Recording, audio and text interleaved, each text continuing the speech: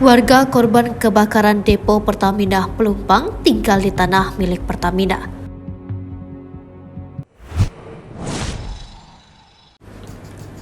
Warga korban kebakaran depo Pertamina Pelumpang tinggal di tanah milik Pertamina.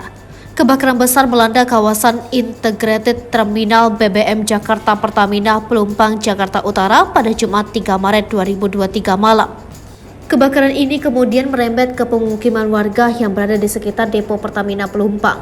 Seorang warga bernama Eli menuturkan ia sempat mendengarkan ledakan gas sebelum kebakaran.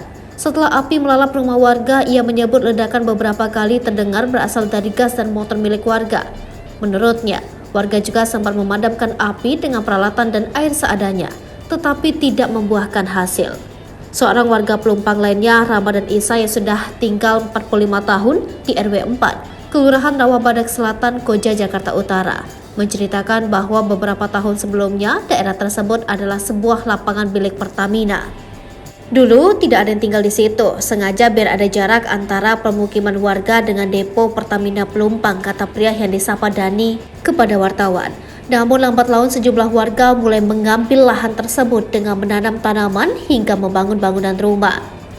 Dulu itu lahan kosong terus dipatok-patokin. Sekarang daerah sana padat banget. Sudah ribuan orang tinggal di situ, katanya. Awalnya, lanjut Dani, di sana tidak ada RW. Karena sudah banyak penduduknya, mereka menjadi warga binaan RW 4 saja. Sampai saat ini, lanjut Dani, lahan tersebut masih milik Pertamina.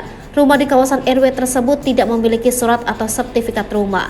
Akibat membludaknya penduduk dan makin padatnya permukiman rumah di kawasan tersebut, makin lama makin dekat dengan depo Pertamina Pelumpang.